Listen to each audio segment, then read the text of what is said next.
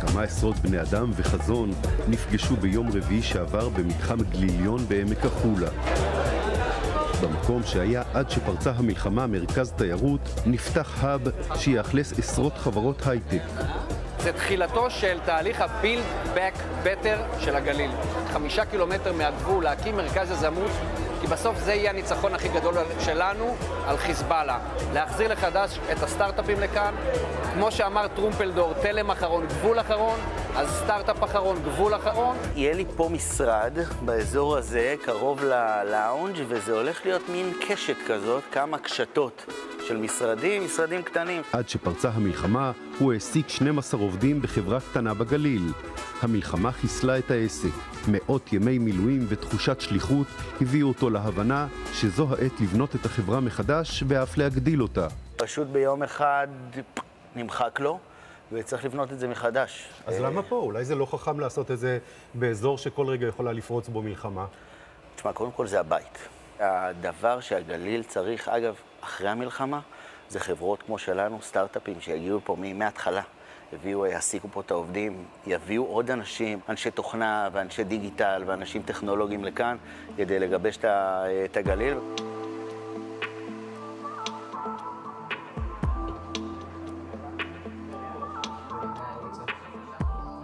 לפני ה7 באוקטובר היו בגליל המזרחי כ-80 חברות הזנק, סטארט-אפ, שהעסיקו עד 50 עובדים בכל עסק.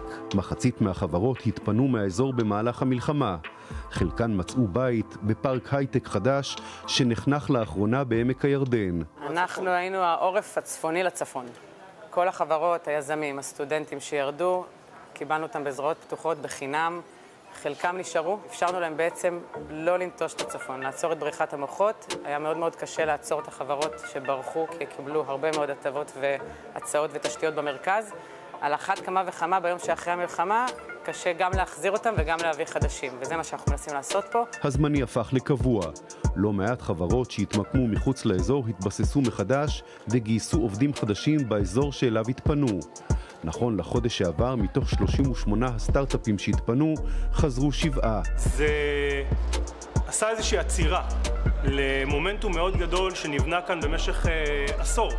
ב10 אצבעות, בידיים פרטיות ובהרבה מאוד מאמץ ומשאבים. אבל אין ואקום. אתם עוזבים את יוקנעם, שזה מרכז ההייטק היום בצפון, ונודדים עוד יותר מרחק 1.5 שעה צפונה. זה לא לגמרי הגיוני. תשמע. נכון. אנחנו רוצים לפתח את האזור הצפון, כי יש לנו מחויבות גם ברמה אישית. זה מרחק נגיעה, ואנחנו רק צריכים לתת בוסט אחד, ואני מאמינה שזה יהיה המרכז הבא של תעשיית המזון. גם אם נסכם את זה במילה אחת, אקוסיסטם. יש לסטארט-אפ את כל התמיכה מסביב, כל ההיבטים שלה, כדי לצמוח, כדי לגדול, כדי להצליח. אנחנו מייצרים שומן אלטרנטיבי, שהוא בעצם העתיד הבריא של תעשיית המזון. ואלה עוגיות שיובל בן אריה הכין, ובשבילנו זה עוגיות חימה טבעוניות. יש להם טעם של חימה, אבל זה בלי חימה, אין בו מרגרינה. אנחנו מחליפים את כל שומן שהוא לא בריא, שומן רווי, שהוא חוסם לנו את העורקים למשהו שהוא בריא, clean label, בעצם העתיד של תעשיית המזון ועונה לכל הצרכים של הלקוחות הסופיים. כולנו מסתכלים על התווית היום. אז זאת הבשורה שלכם בעצם. זאת הבשורה הבאה של הפוד. טוב, יש פה 20 עוגיות, אני יכול לאכול את כולם בלי להרגיש השם בעצם? טעים מאוד. המלחמה מצד שני גם פתחה פתח לסטארט-אפים חדשים, כמו קיימה וכמו סטארט-אפים רבים אחרים, שהגיעו וצובעים על דלתותינו היום לחזור לגליל ולהתמקם בגליל. הם רואים את הנולד ורואים עתיד אופטימי. במשך שנים ניסו ליצור כאן סביבת הייטק שתחבר בין חקלאות למכללת תל חי, חברות הזנק ומכון המחקר מיגל. עד 7 באוקטובר החזון נראה קרוב מתמיד. ערב המלחמה חממת פרש סטארט בקריית שמונה המתה חיים. במלחמה כולם עזבו. אנחנו עובדים במלוא המרץ כדי למלא את המסדרונות האלה, ויש במה. זה לא פשוט, זה יותר מאתגר ממה שהיה לפני, וגם לפני היה מאתגר. אבל אני אופטימית. זה אומנם עוד טיפות, אבל חוזרים אנשים ספציפיים שרוצים להיות בצפון. לאחרונה נחנך פארק המדע ומרכז החדשנות כנרת, 7,000 מטרים של מעבדות מחקר ופיתוח מתקדם ועשרות חברות טכנולוגיה עילית שכבר תפסו בו מקום. שיחת היום זה NVIDIA, כולם נלחמים וכולם מפנטזים. אנחנו לא מאוד שונים מבחינת ההטבות מס מיוקנעם, וזה די פוגע בנו. התחבורה פה היא אתגר. אבל אני חושבת שאחרי שאנחנו נסיים את הבנייה של הבניינים הבאים, נאכלס את שדרת החדשנות עשרות אלפי מטרים, גם אנחנו לאורך הדרך נהפוך להיות אטרקטיביים לחברות כאלה.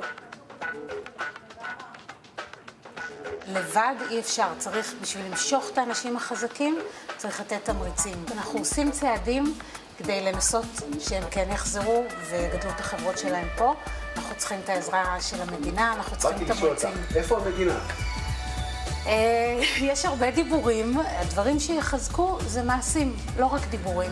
זה להעביר כספים. המדינה חייבת לעודד חברות לעלות לכאן, לתת להם מענקים, לתת להם אפשרויות להעסיק פה את האנשים. ועוד 5 שנים אני רואה את כל המתחם הזה הופך להיות מתחם גלילי עם דגל גדול שכתוב פה, זה הייטק בגליל. טוב, אני רושם לי עוד 5 שנים מהיום ונחזור לבדוק את זה. יאללה, שיהיה בהצלחה. הכל מוקלט ומצולם, בהצלחה לך. יאללה, תודה.